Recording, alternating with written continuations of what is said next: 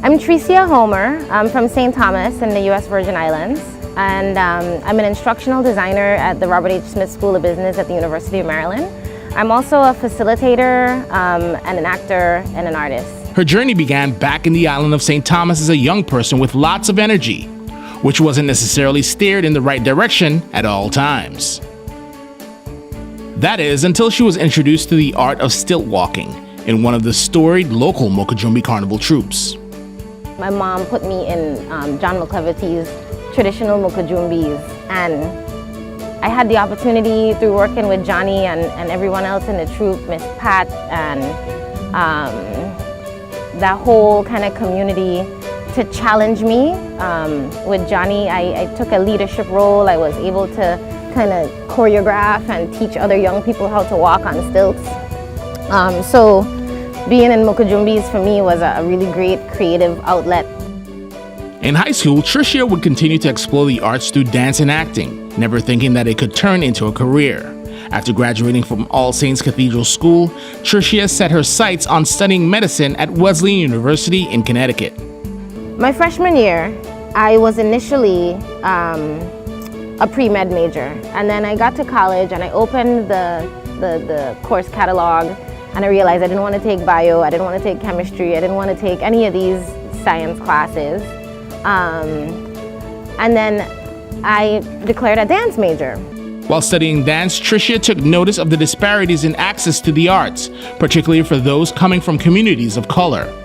It became more apparent to me in college that the arts, is something that many people have limited access to, and so aren't able to, say, succeed in the profession just because of access. That's when her passion turned to purpose. That has fueled a lot of my work around diversity and equity, and giving access to the arts to underprivileged communities. Tricia would go on to graduate from Wesleyan University with a degree in government, hoping to take her education in policy and use it as a tool to improve her community. From there, Tricia moved back to St. Thomas, where she became a producer and starred in local television productions and advertisements.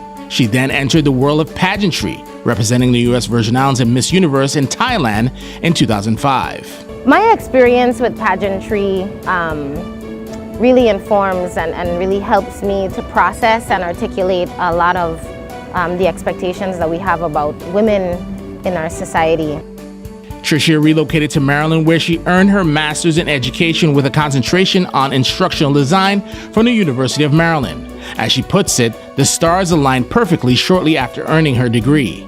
It's really unbelievable how it happened for me. At the time that I was wrapping up my master's, I was doing community engagement at the Office of Community Engagement at the University of Maryland, which meant that I connected the University of Maryland with residents in the city of College Park and in the greater Prince George's County community, sort of like a liaison between the university and the community.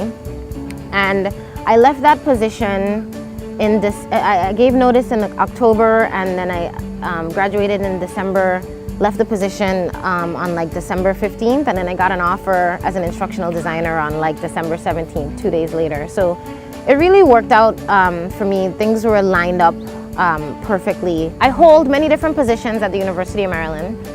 First and foremost, I'm an instructional designer at the business school, meaning that I meet with faculty, I sit down with them, I look at their courses.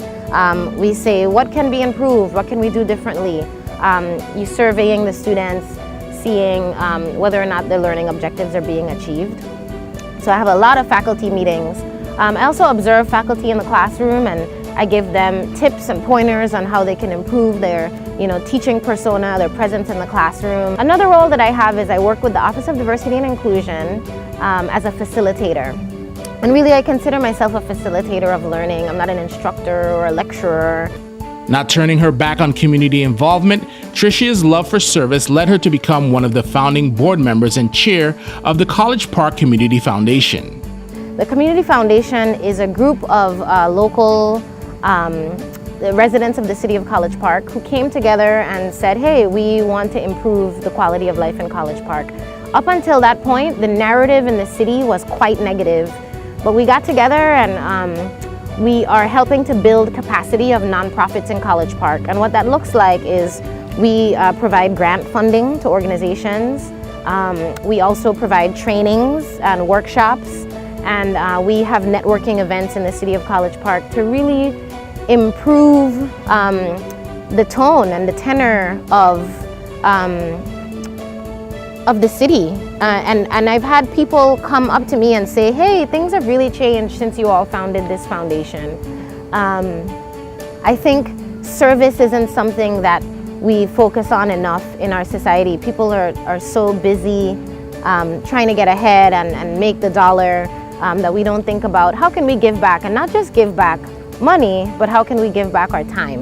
I recently received an award from the Prince George's County Social Innovation Fund and was recognized as one of the top 40 under 40 in Prince George's County as a result of my work with the College Park Community Foundation.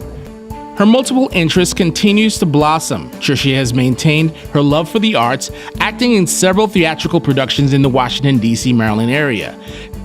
She continues to facilitate and create curriculum at the University of Maryland and has become one of College Park's shining stars through her advocacy. And so my one piece of advice to any young person who may feel like, oh, I could either be an artist or I have to be a mechanic, or I can either, be an environmentalist or I can be an attorney. No, you can do both.